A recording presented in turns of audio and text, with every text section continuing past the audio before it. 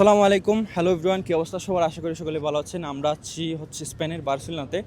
আমার পিছনে আপনারা যে স্ট্যাচুটা দেখতেছেন সেটা হচ্ছে ক্রিস্টোফার কলম্বাসের, এবং এটা খুবই ফেমাস একটা জিনিস বার্সেলোনার মধ্যে। যদি বলি যে 1888 সালে এটা নির্মাণ করা হয়েছিল, প্রায় 200 বছর কাছাকাছি এটার বয়স, এবং খুবই সুন্দর আছে এটা জিনিস দেখতে, এবং প্রচুর মানুষ আশেপাশে আসতেছে। এবং কলম্বাস যে স্ট্যাচু, এটার মহত্ব হচ্ছে যে কলম্বাস উনি হচ্ছেন একজন ইটালিয়ান নাগরিক ছিলেন, এবং উনি যখন আমেরিকা আবিষ্কার করেন তখন আবিষ্কার করার পর উনি হচ্ছে বার্সেলোনার যে রাজা রানী ওনাদেরকে হচ্ছে রিপোর্ট করেন, এবং সেখান থেকে হচ্ছে কলম্বাসকেই স্পেনের সাথে একটা সম্পর্ক তৈরি হয়।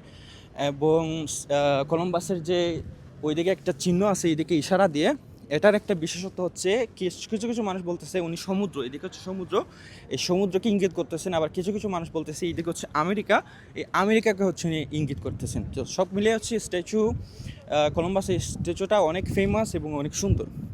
সো এটা ছিল এই রিলসের ভিডিও। সো আবার আপনারা সবাই ভালো থাকবেন, সুস্থ থাকবেন। আল্লাহ হাফেজ, আসসালামু আলাইকুম।